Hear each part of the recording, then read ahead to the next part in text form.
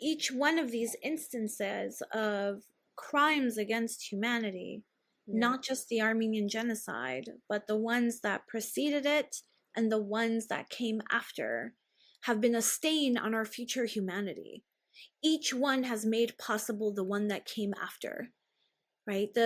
Another thing that strikes me as interesting about these genocide commemoration events that happen is that, aside from a very few fringe groups, tomorrow's marches all around the world, right? All of the commemoration events that are going to take place in Los Angeles, in Paris, in Yerevan, all over the world, right, are not going to attend to the current genocides that are taking place. Right? And what's bizarre about that is genocide itself is premised on the separability of peoples, the exclusivity of peoples. There's one people who should be genocided, and there's another people who should not, right? There's people who should live, and there's people who should not live. And that very logic continues in the commemoration. When we commemorate the Armenian genocide today, but we do not seek to end the ongoing genocides that are happening today in Palestine.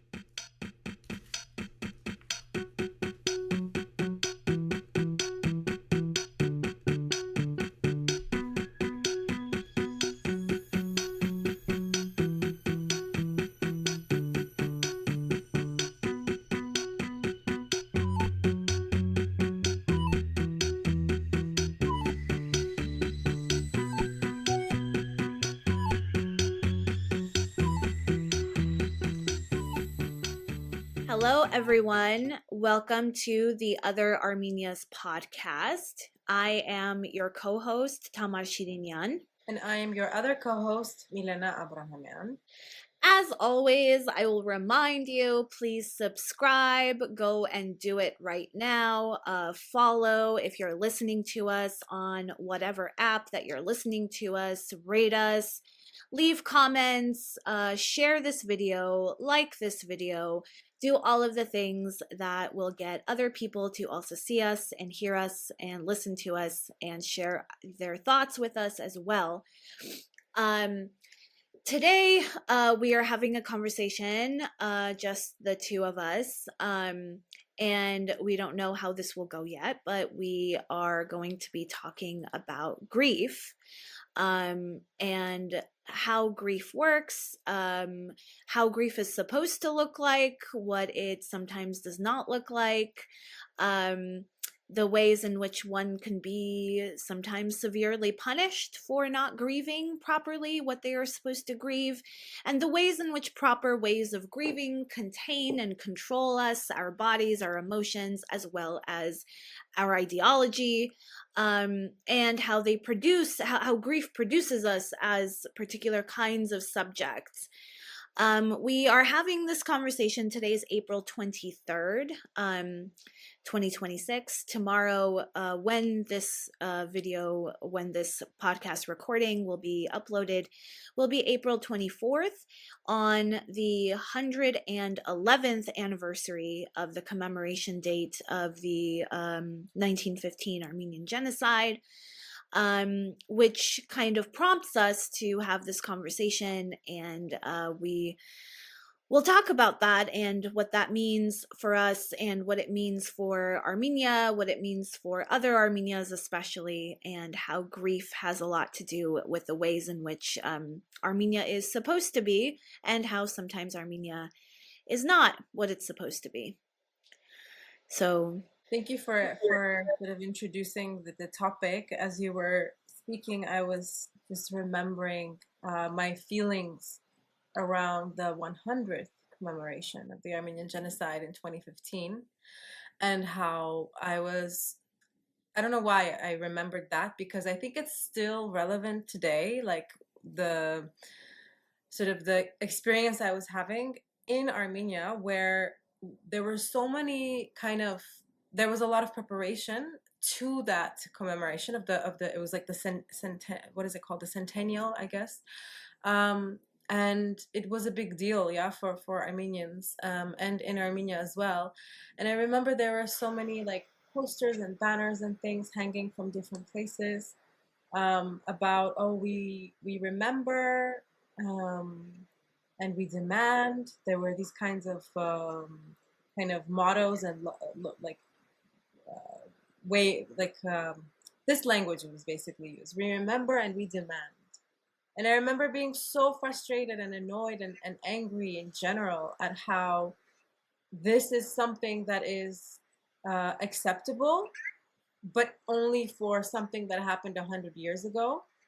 While in those 100 years, Yeah. so many things happen, and especially in the the since independence, so many things happened that there are so many things that can be demanded about, and so many things that can be grieved around. From the, I mean, there. If I name all of the things that I'm thinking about, like, I don't know. I mean, we've had an episode here where we talk about catastrophe and capitalism, and we remember the 1988 earthquake of Gyumri, Spitak, that region, and Lori, and the devastation of that. And then but then you look at the aftermath as well, where there are still people who are living in these like shacks, where they, because there was so much money that flowed into the country to basically as aid for people who had suffered and who had become homeless, and not to mention the thousands, the tens of thousands of lives lost due to that earthquake. Yeah. And that's something to grieve, and that's something to demand something about. Like, where's the money that flowed into the country? Or the first Karabakh War in the 90s,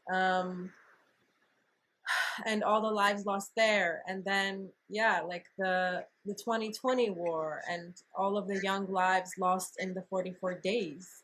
And then the, yeah, like the blockade of Karabakh, and now the displacement of people from Karabakh. Like, I mean, these are like major things I'm mentioning that could come under the general theme of things to grieve in Armenia today, which to me, it's like there's always this larger thing of what, when you talk about what we're expected to grieve, there's this larger thing of the Armenian genocide, which is almost like somehow like shadows other things as well, or is used or is utilized, is weaponized, to somehow, yeah, like to almost like dictate how we should grieve anything.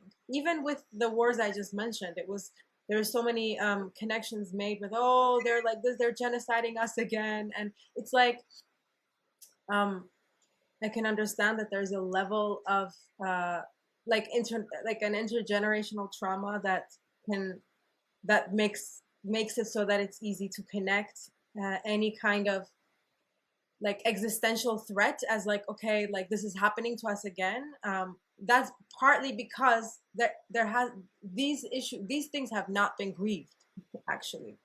Like, I think, yeah, I think you hold on to a loss when it hasn't been properly grieved, or you haven't had the space or the conditions in which to grieve, which I think Yeah. is the condition of people in Armenia. So, and And Armenia. that's also like politically expedient, right? Because if you have this loss that hasn't been grieved, and actually, and it's not just that it hasn't been grieved. There's like a, in some cases there's an impossible, there's a refusal to grieve it. There's a foreclosure on grieving it, because that grief that is held, we might call it like not mourning, or maybe in Freudian terms we can call it melancholia, right, is actually politically effective to do lots of things, right? Because as long as that thing is there, then the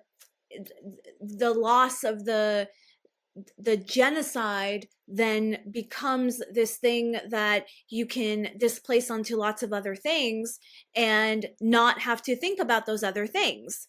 And so there's this like we constantly need to have that thing there that has never been grieved in order to be able to do lots of other violence constantly all the time.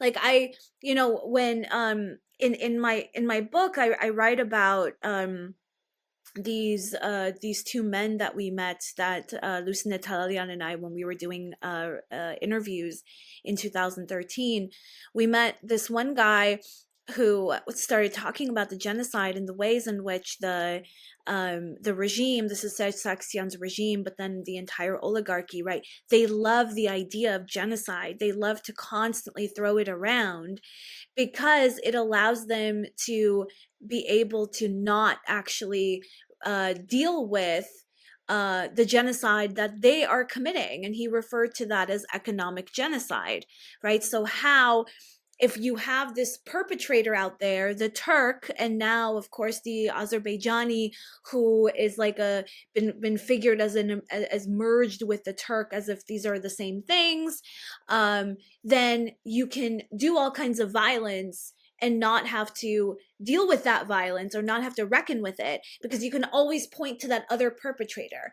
And then of course what also always happens is if you bring up other things, right, feminism or anti-militarization, or like questions of democratization, transparency, or all of these problems that have existed in Armenia, that still exist in Armenia, then the question comes down to, we don't have time to deal with that right now because there's a perpetrator out there who committed these crimes and we have to still deal with those crimes.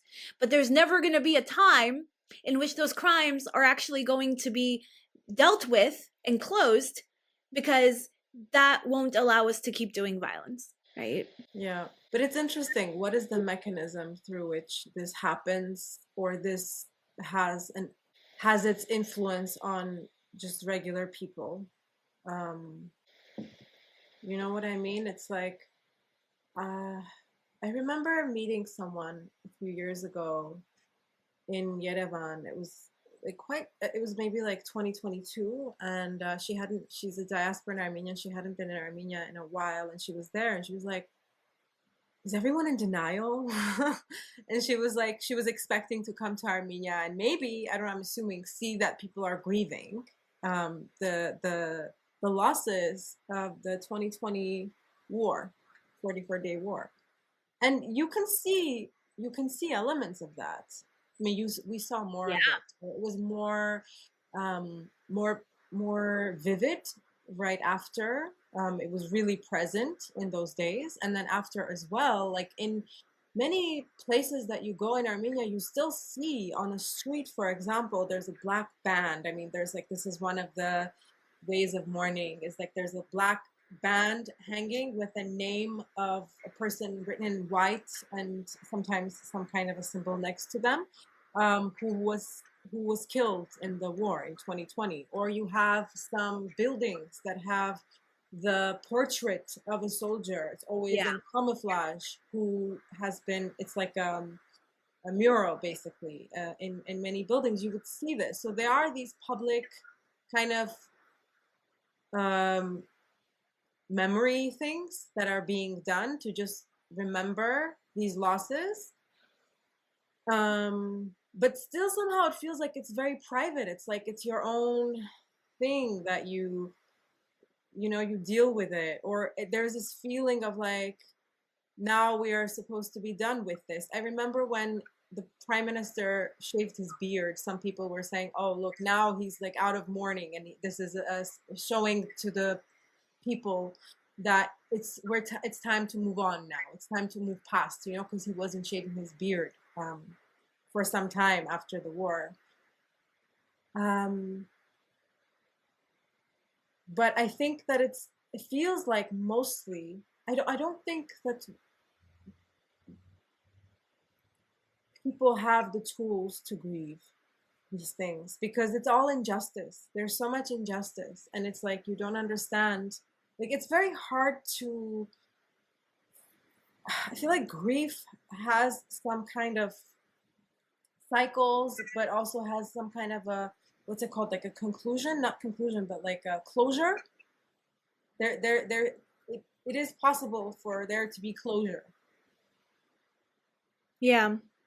with when it comes to grief, and I don't know if that's that's happened when it comes Yeah, I to. mean, there's things that like cannot, like I don't think that you could ever grieve and move past like genocide, right? Because it's unfathomable and it's unimaginable. The loss of that is unimaginable. And I mean, we, since we are as humanity still continuing to live those things, and those things are constantly happening, that I think chip away not only at our ability ever for like a kind of closure and justice in the world, but also at our very humanity. um but there's also this way in which grief as like a human, as a human process, um as a natural human process that is part of our very nature. And of course, when I say nature, I don't mean that like there's, you know, that there's a thing that we all do, but we all grieve, and it might be different, right? Of course, like, and different societies have different practices for this, different kind of social context that they've developed in order for that work of grief to be done. um, but it has to involve actual emotion, like genuine, authentic expressions um, that come from the self out, or that come from the even the collective self, the communal self out. You, but there's all of these ways, and I'm thinking here especially of like genocide commemoration events that we are going to be seeing all around the world tomorrow, or on today, on the day that this is being released, um, that actually foreclose those real, authentic, genuine emotions, right? And you can see this when like placards are like printed and they're recycled over and over again every year, right? Where the perpetrator is named. And there's like a political demand that was, you know, written out by lobbyists, by political parties over the last like 100 years plus. And there's this formulaic way in which that has to be done. Now, I'm not against ritual, of course. I think ritual can be really important, but when ritual forecloses actual expressions of emotion, and by emotion I mean things that are like really anger, um angers, the things that are like uncontainable, that are in excess, that might actually, you know, work to challenge not just the thing that has already happened in the past, but the current situation as well. And that thing is uncontainable, especially that kind of anger is uncontainable, right? So this whole march to like, well, you know, we're gonna see tomorrow, I mean, neither of us are in Armenia right now, but you know, in Armenia, there's gonna be thousands of people who take that pilgrimage march to Titianakabert in order to commemorate, you know, the genocide.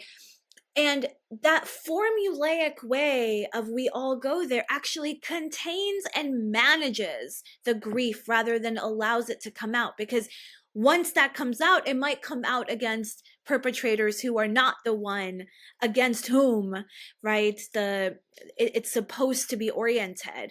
And I'm also here, I'm remembering now like that moment, I don't know if you remember this, in 2013, during the post presidential election protests, when Rafi Hovhannisyan was, you know, out there like as the opposition, and he was like protesting, and there were like thousands of people who had come out on that date of inauguration, which was April 9th, when hundreds, if not thousands, it might have even been thousands of people were collected in Freedom Square, and they all demanded to, like, all unanimously, and I was there, almost unanimously everyone demanded to march to the presidential palace in order to basically protest the president that they did not see as their rightful president because of election fraud and all of that.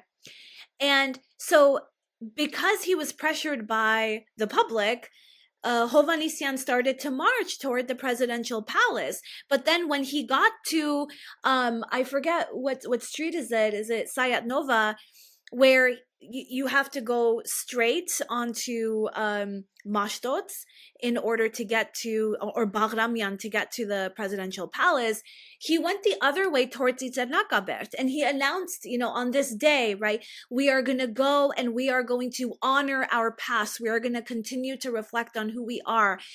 It was a complete, right, it was so obviously the use of genocide and grief in order to divert attention away from the actual object of grief and anger, importantly, that people had toward the object of the presidency, right? And it was fascinating, that moment of like, everyone wants to go this way, and he's like, no, we're gonna go and we're gonna grieve this way. I mean, that kind of use of grief is violent. It's violent. There's really no other way to put it. I don't know, but I didn't remember that, and now that you're mentioning it, I'm like, wow, okay. That's really sad, actually. That's really, really sad. Like, there's so much life force in rage, and yeah, like in anger, there's so much life force, and you just basically like shutting it down, like by diverting it from what it wants to do. Um, but I always I have the question of, yes, I am all I do want to see a world in which we are able to, first of all, and then allowed to express ourselves, express emotion, express this genuine, what you were talking about, emotion when it's present, instead of like stifling it. And I want to see that world. And I feel like there's so many things to be angry about. I mean, anger is part of grief too, right? There's so many things to be angry about. And then I always wonder about this, like when within, I guess, like movements, if you call it, or like groups and communities, people who are political and are doing things together.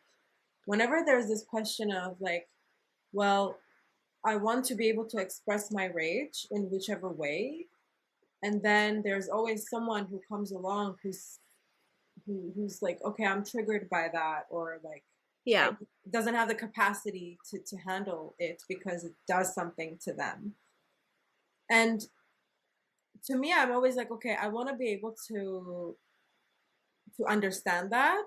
I do understand that, and at the same time, at which point is which one is like, why should someone else wanting to not be triggered because of their own stuff, not even because of someone or whatever, like why should that stifle someone else's genuine raw like expression of emotion at something that is, at violence, at injustice. Yeah. And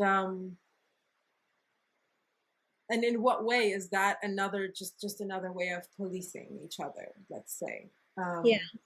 Yeah. to what we can and what we cannot express.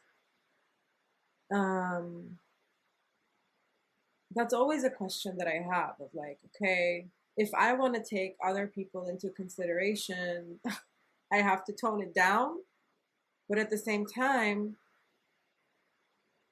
why can't I, like, why can't everyone see that I'm angry? Why can't everyone see that I'm rageful? Like, what is wrong with that, you know?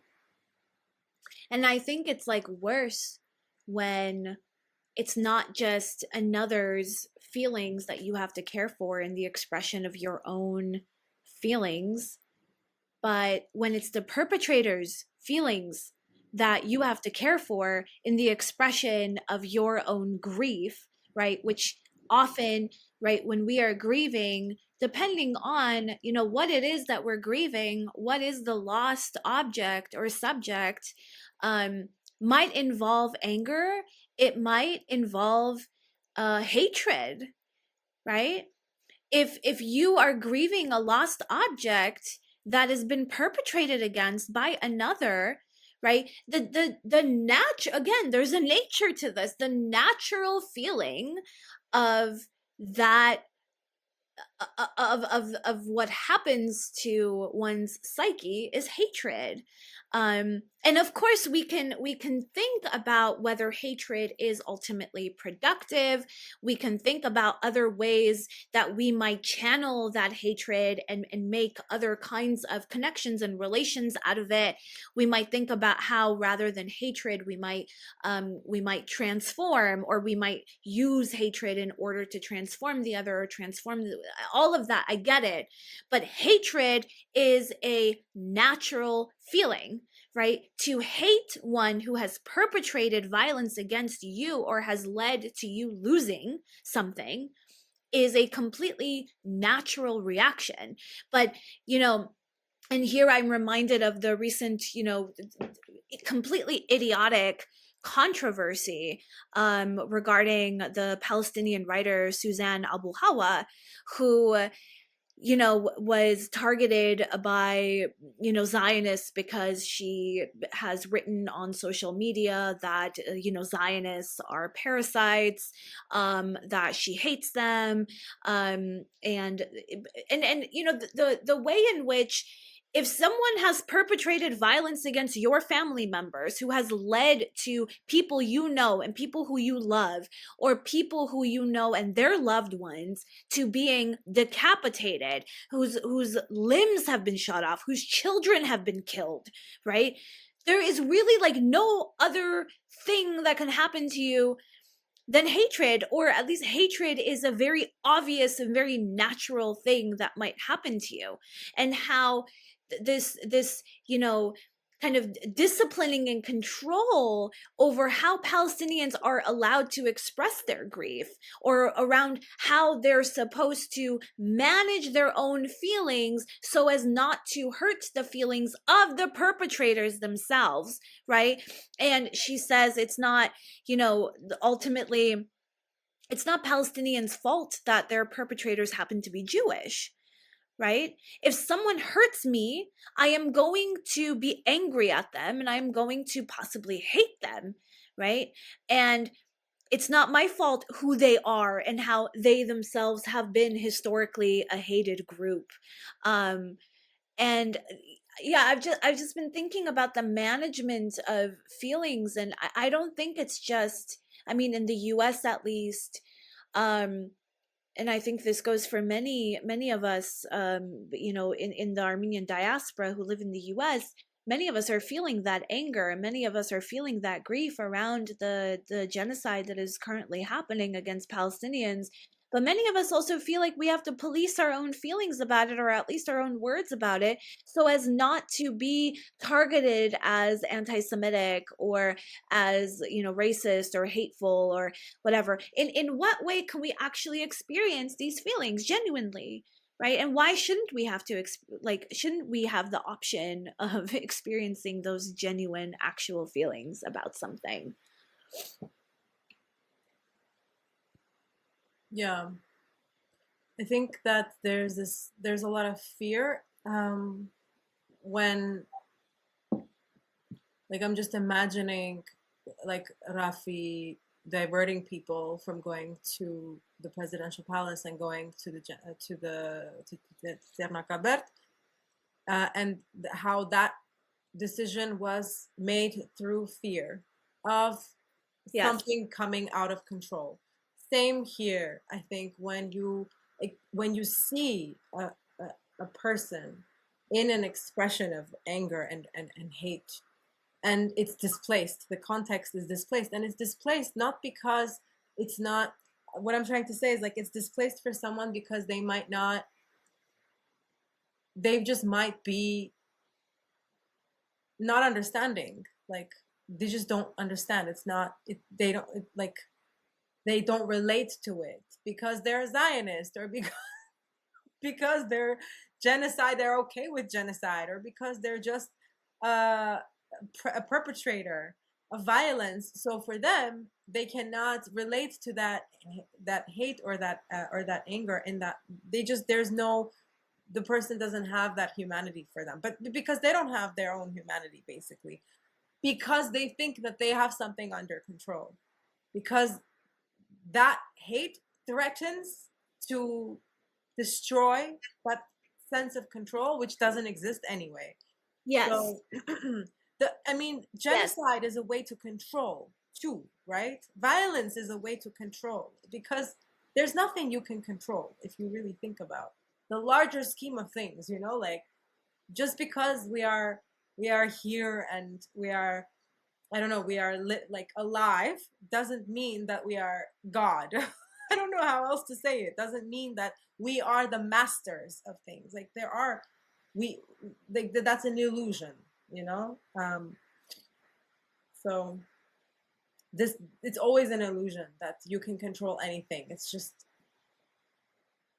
but there's so much harm that gets done in the name of that illusion, or in the belief of that illusion that you can control. So I think there's a lot of fear, and I'm just imagining like someone kind of freaking out if, like, I express like, okay, I'm in a moment of rage, like I hate something. I have like a whole Yeah. Substack piece that I wrote about that. I'm just like, I Yeah. should be able to say this. Yes. I should be able to say this without someone like trying to, like, it should be understood as, um how can I say, like, it's just people just don't have the capacity, like people don't have, it's so sad, but because they haven't been allowed to grieve, like there's a But I think process that people has to do be. have the capacity. I No. think I think people do have the capacity, but that, like, when you said that, like, it's their own humanity that they lack, that they cannot allow the other to have human feelings. When it comes to something like, you know why are you expressing so much hatred toward somebody, or toward, like, a political opponent even? Why can't you be civil with your feelings, right? Because in order to be able to see the other person's justifiable anger and excessive emotion, in order to not see how that is justified, you actually have to cut aside a part of your own humanity.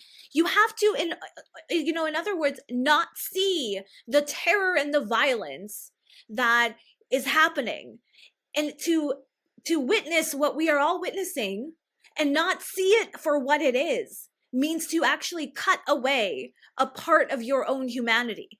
And it's only from that position that you can look at somebody who is feeling extreme emotions of grief, loss, anger, um hatred, violence, desire for violence, for vengeance even, right? That when one takes away your loved one, when one takes away your community, when one causes harm to something to which you belong, you there's a sense of vengeance that might come out of that, as an emotion, as a desire, right? I'm not saying that that's necessarily to act on that is the best way to deal with, even something like genocide. I mean, that is another question. I don't know, how we might fall on that, but it is a desire that comes, I would say, even naturally out of the body, right? There was a practice, amongst indigenous peoples in the Philippines, that some anthropologists have written about,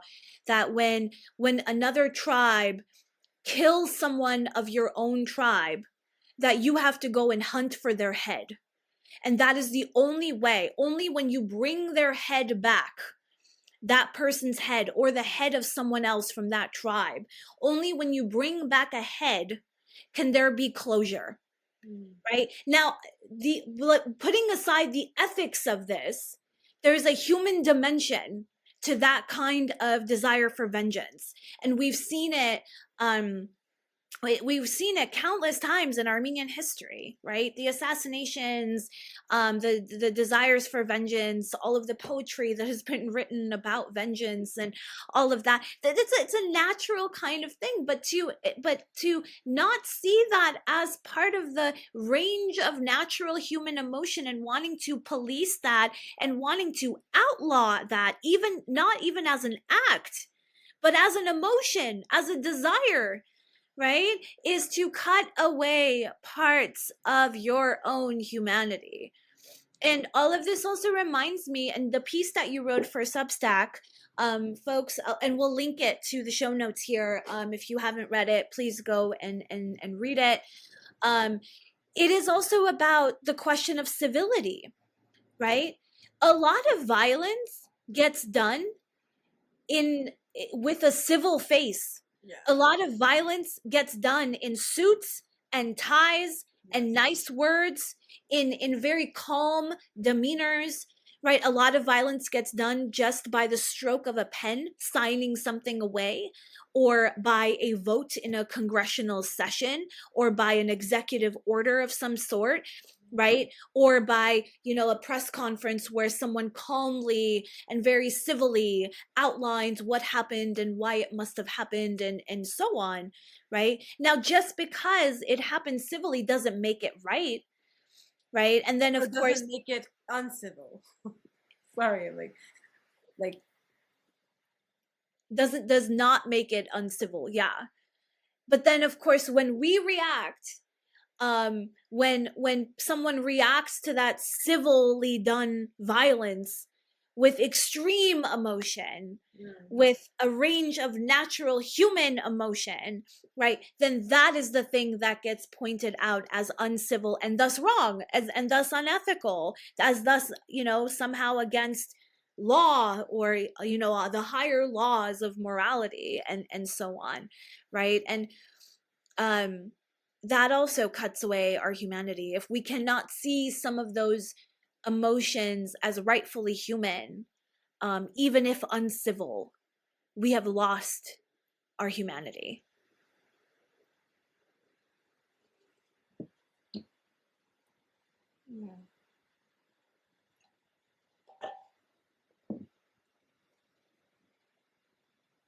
yeah. I'm thinking about the use of how you were talking about how it's natural to react a certain way.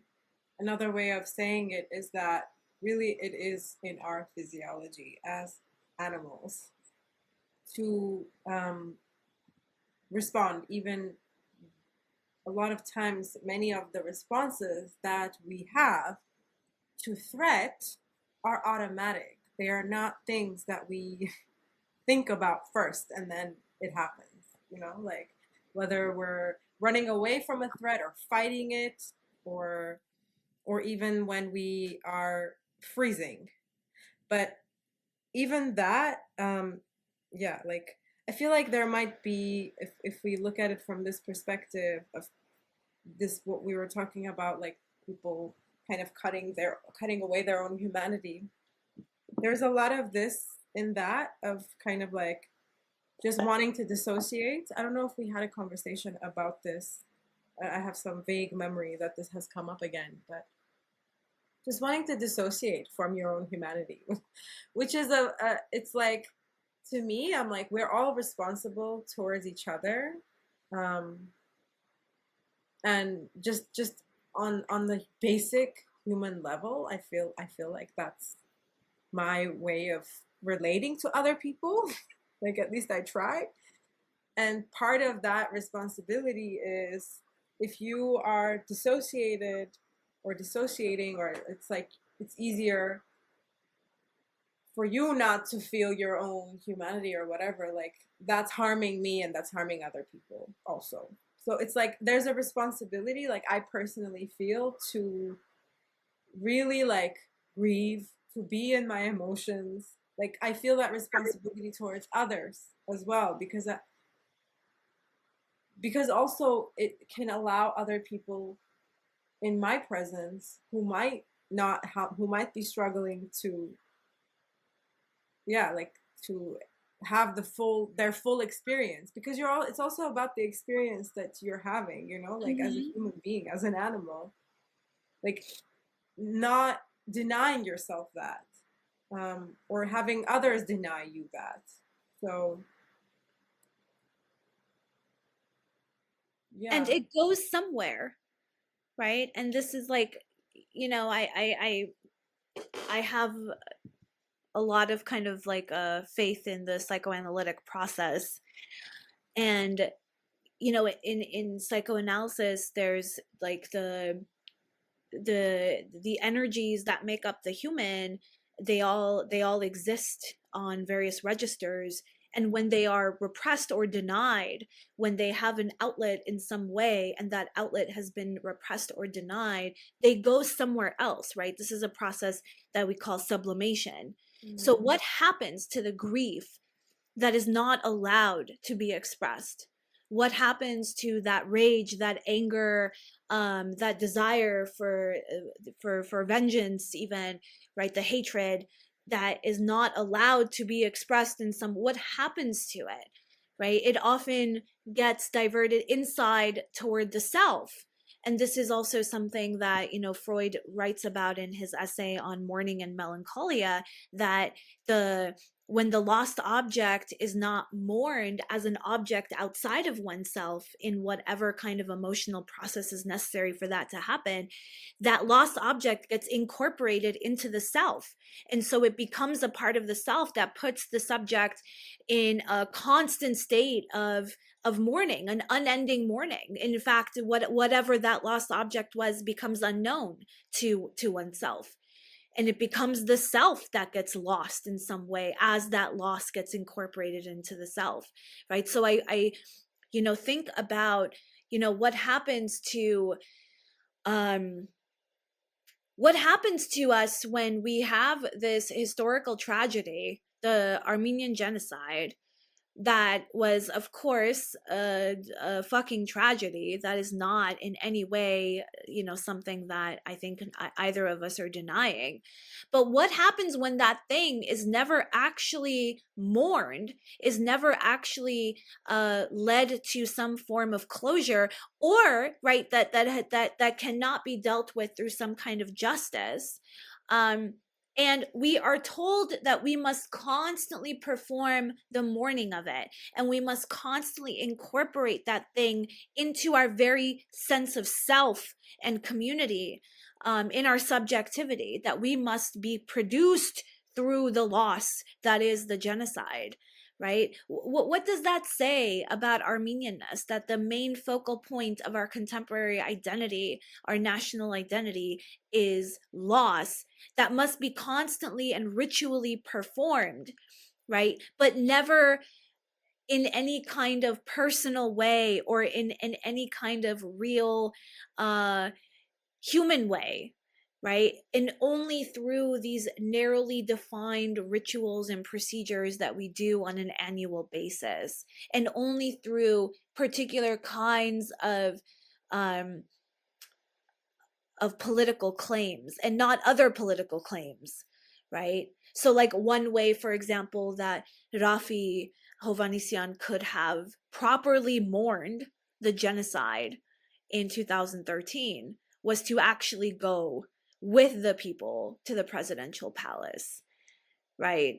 To foreclose, to not foreclose, but to kind of contend with that loss by refusing for there to be further violence and further rage on the people in the contemporary moment, right? Injustice today, not against a past wrong, but in a refusal of future wrongs, right? But he preferred, out of fear, as you said, to revert back to an old loss that in some ways is one that's foreclosed for us to ever actually mourn or grieve.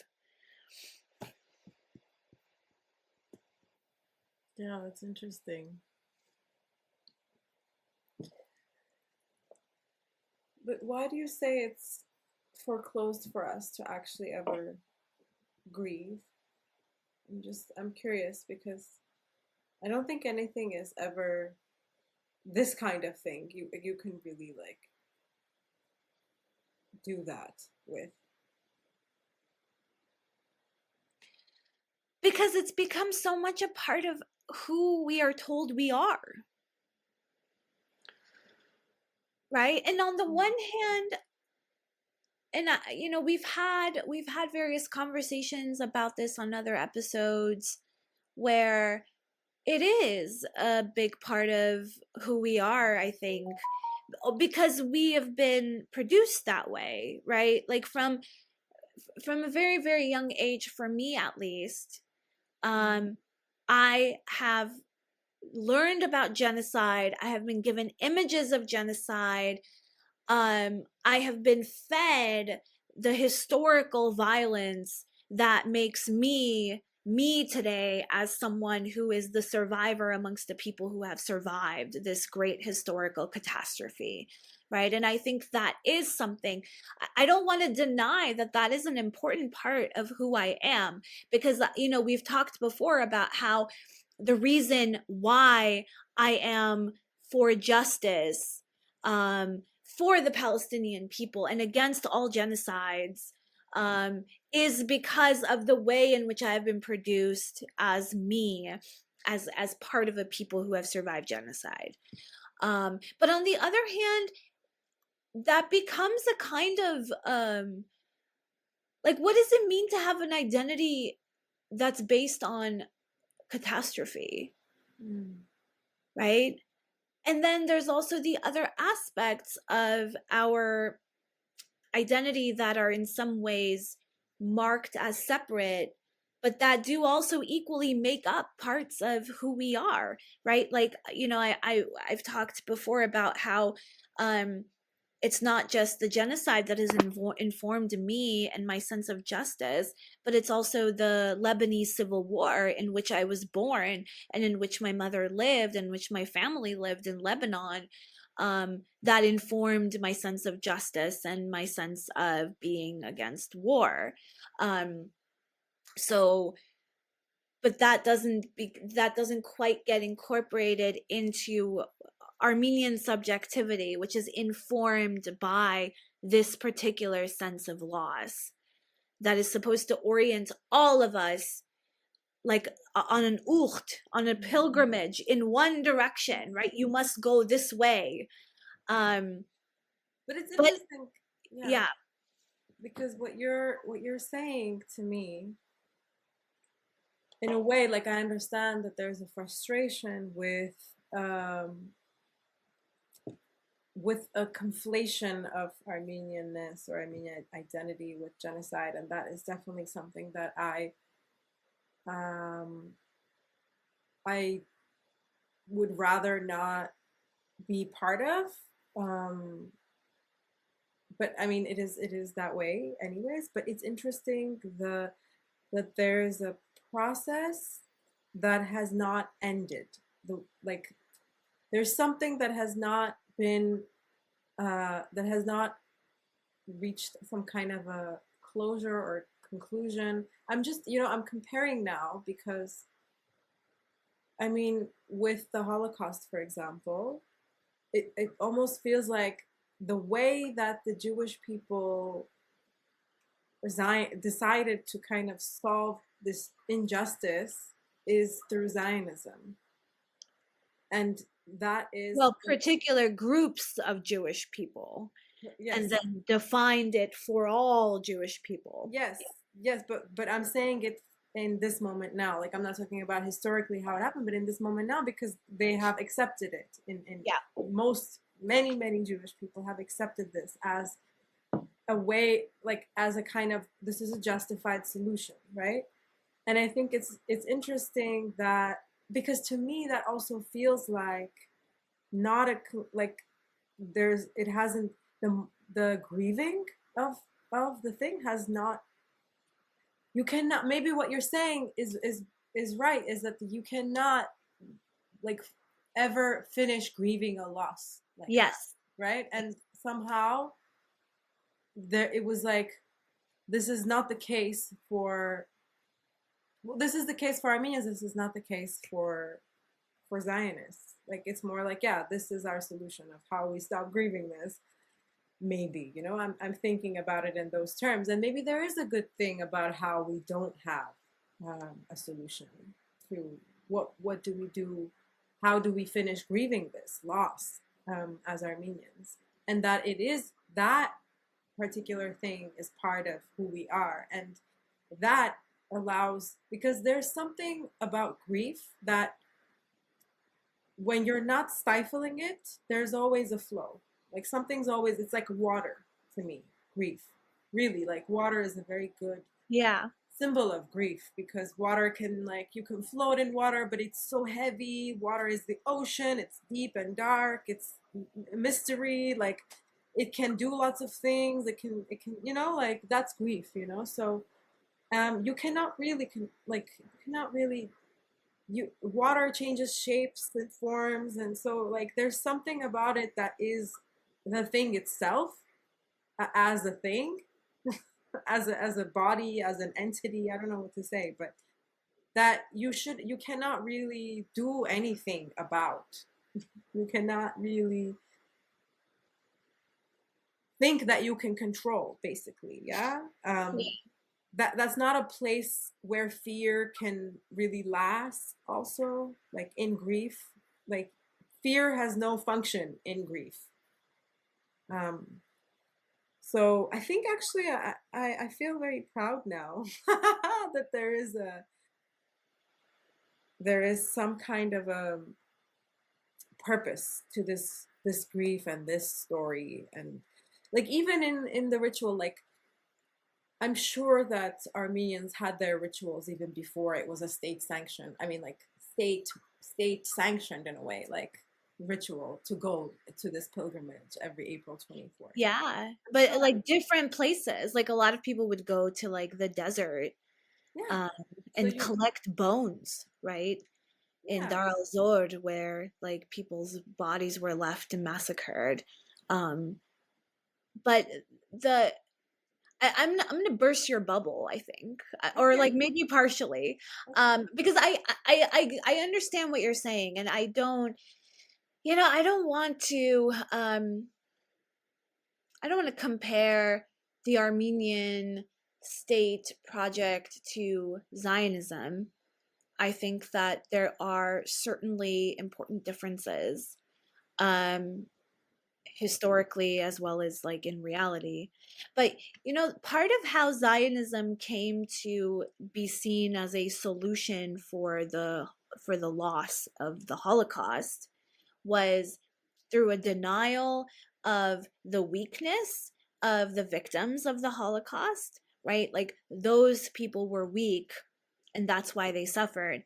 We will never be weak again. We will have the strongest fucking state ever. And in fact, we will do violence to others. We will not let anyone do violence to us. Um, and in some ways, right, we can see that in the Armenian ethno nationalist project as well, the state project. And I see this especially in the claims around Karabakh. Um, the whole like Hachdeluyenk and all of this stuff.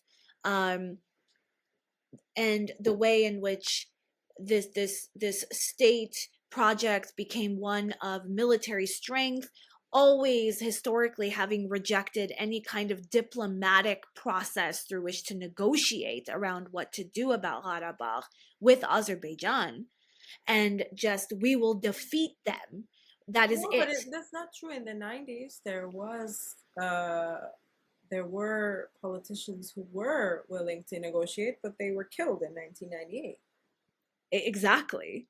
They were killed, and then, of course, Assassinated. Levontet Petrosyan, who was on that similar path, had to resign, right? And they're like that other possibility of dealing with the conflict, right, was never was never seen as an option to the ethno-nationalist state that could only be seen as like a strong state that we will never allow the Turk to do this to us again, right? And that kind of And like, I don't think Zionism has successfully dealt with the problem of grief and the Holocaust, right? Yeah, I'm Because not I don't saying it has. yeah, I'm saying that there's the attempt to control it. yes. And I think Yeah. in the same way, the Armenian state also attempts not only to make use of the the loss of the genocide, but to also solve it by creating this sense of strength. And there's also a lot, like, in Armenia, not I mean, not for a lot of people, but I have heard this rhetoric of wanting to be like and seeing Israel as a reflection of oneself, right? That, the Jews were able to do it. Why can't we do it? Right? And of course we can't do it because we don't have the backing of US capitalist empire, right? That's not there, right? And of course there's the whole geopolitical question of where Israel was eventually located in the Middle East as like a fucking military base of US empire, and all of that kind of stuff. But that cannot be the way, right? That kind of project of military strength to overcome the victimization in the past cannot be the way of grief. That's not, because all it does is do violence again and again and again, which produces more grief and again, right? So if Armenians had the loss of the genocide to contend with, in the 1990s, there was the addition of all of those killed in the first Qarabağ war. And then in 2020, there was the addition of all of those killed in the second Qarabağ war. And then in 23, there was the addition of yet the other. Like, all this is doing is adding more and more grief.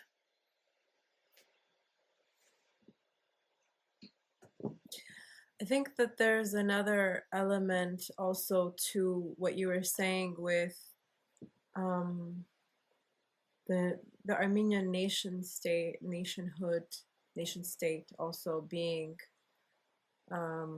using the genocide um, as a way to sort of justify any ambitions it has to um, also kind of, yeah, be strong as opposed to weak.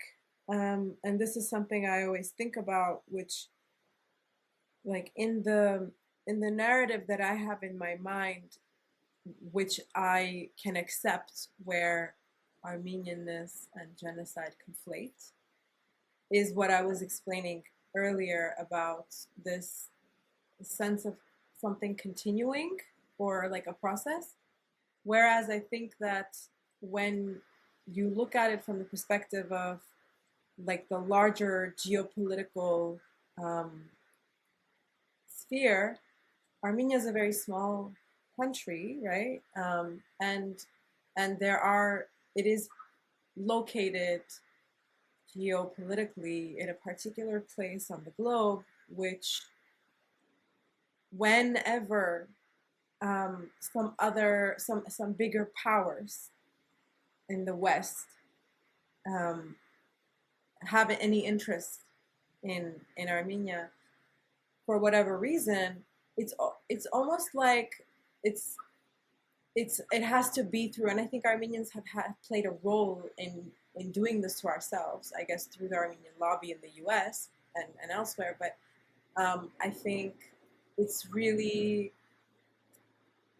it really goes to say, like, how we are perceived as a people when the only lens through which it's possible to see us is through the Armenian genocide. And then that's almost, to me, like a twisted thing of like, okay, your people only deserve recognition as a people because you've been genocided. But we're not going to recognize it, or we are going to recognize it. Like, the recognizability politics of it is not so Yeah. important or interesting as the actual, like, mentality around it. So Yeah. that's where my like rage when Yeah. Armenianness and genocide conflate comes out, but not in the part of like this is part of my history. This is part of my where I come from. Like in that aspect of it, of the actual stories behind it. There are actual stories behind it. Um, person Yeah. like family stories that is very specific. And then when you make it a general thing of like, okay, Armenians, we're only going to see you through this lens, and poor you, but also like what else could have should have happened to you but this. So you see what I'm saying? Like, to me Yeah. it's like it's it's it's not acceptable, and I reject that mirror. And it's sad to me because I think that's what the state does. The nation state, the Armenian state, is like, okay, I'll see myself in the image of the empire, and the image of the one who has the power to see me, because that's when I can be recognized. But I'm like, that's not what I'm interested in. So Yeah. that there the grieving is stalled to me, and that's what you're talking about with how the ritual becomes a foreclosure on things, on being able to mourn this. Yeah. But yeah, but I think that also this was something that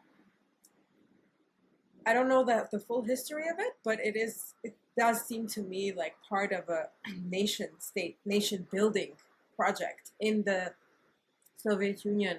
I think it was in the 60s that Armenians Yeah. were allowed to even start commemorating, and it's like I think it's always good to question whenever something is allowed. Yeah. I like, the fathers that decide to allow or not allow. I think because of how our people see ourselves, it's so easy to forget that you don't need that validation or recognition from from the fathers. Yeah. And on the one hand, there's the recognition like that Armenians are constantly demanding from these other powers, right? Like of European powers, of the United States, by other nation states. Um, but even even more haunting in a way, and self-inflicting in a way, is the constant desire to be recognized by the perpetrator, right? Like why you need the perpetrator to recognize, or why the perpetrator's rubber stamping of like, yes, we did this to you, is what is ultimately seen as the closure that is required, right? Now, there's a difference between like demanding political things like land back or reparations, or some of these things, and I think there have been political groups historically that have actually made those demands. um Today some of those are like really problematic. I mean, of course, because land back becomes a problem when now we're talking about like Kurdistan, which is in its own kind of conflict with the Turkish state. Um, but why do we need the recognition of the perpetrator to say we did this to you? Right? Like, we say this happened. We have the memories, we have the stories, right? And the idea to me of the perpetrator finally being the one to allow us to have the closure.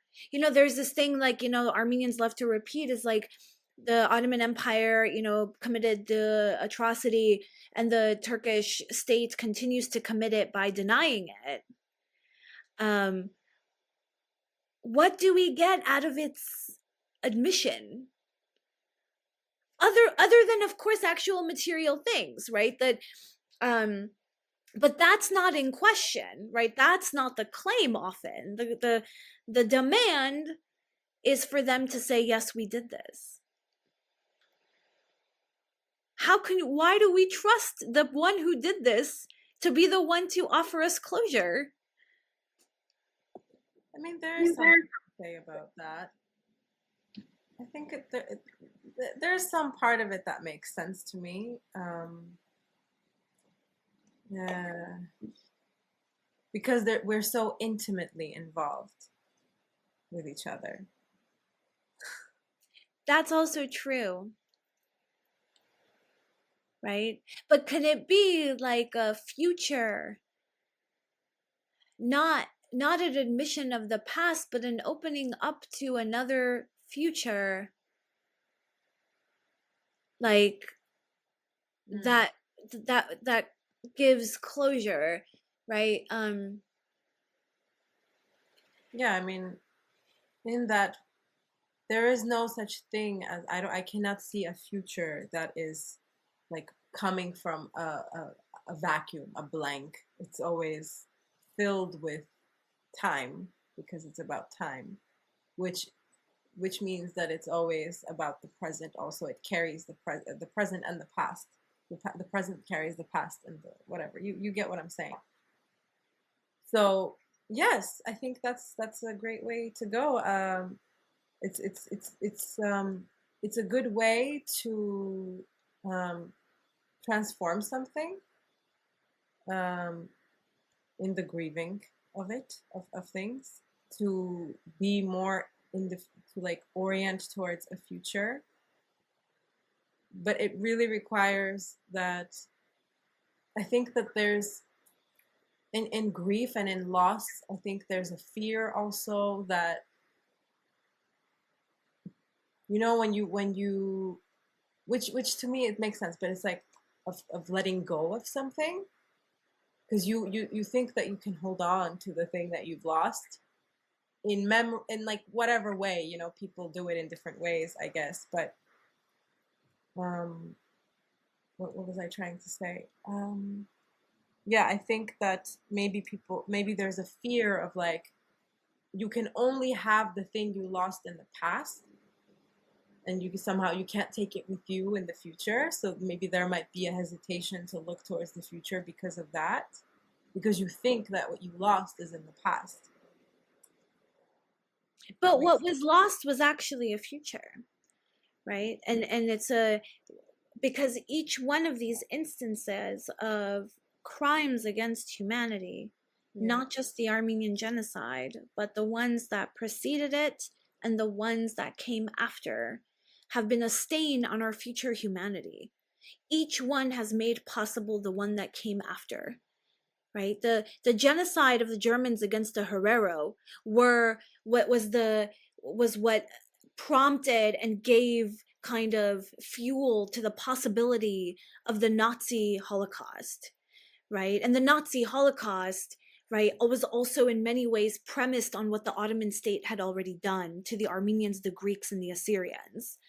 And the genocide in Palestine and in Gaza, of course, takes many of its cues from all of these past, right? Each one has made possible horrible futures for itself.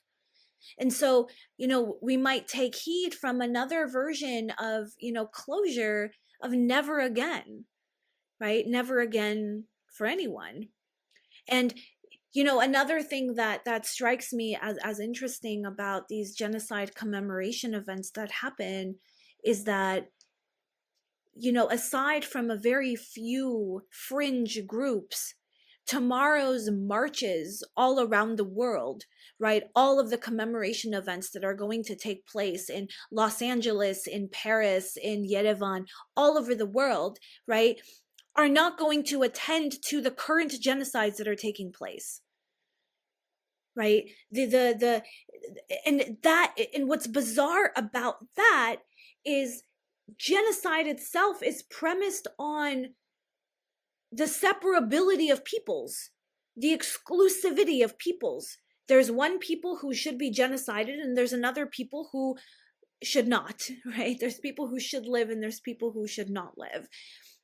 And that very logic continues in the commemoration. When we commemorate the Armenian genocide today, but we do not seek to end the ongoing genocides that are happening today in Palestine. And I say in Palestine because that's the one that many of us, through in the Armenian diaspora at least, are actually funding, right? We are actually funding it. But there's other the genocide in Sudan, right? And Armenian genocide commemoration cannot think about closure as a future without genocide, or even as a present that demands an end to genocide. It fixates on that past and recognition for that past as the closure, but that is not closure. It's continuity. It just keeps going year after year after year. And in every instance of genocide that continues to happen 111 years on. And also before 111. And before. Yeah. Maybe we can end on this note of like, kind of being angry at this, the way that we have been commemorating the Armenian genocide. And maybe it can be, if whoever is listening is being like, affected by this conversation, maybe it's like a moment to kind of reflect on how you're being affected. Why are you able to take this? Maybe we're not like screaming and yelling in this episode, but trust me, there's a lot of rage where it comes from. So right? much rage comes from. So how are you able to hold it? And why aren't you able to hold it if you can? So these are all questions I'm gonna like put out there to the audience. Please comment, like, subscribe if you haven't already. And thanks, Milena, for having this conversation with me. Yes, thank you also for proposing this conversation. I think it's always fun with Tamar and I. We just like, it's like the topic is a ball, and we're like, oh, this is an interesting ball. What kind of game can we play with it now? And then we just throwing it around, and you're witnessing it. So hopefully it was interesting, and it was something that gives you some food for thought. Thank you, everyone, for listening. And until next time, bye.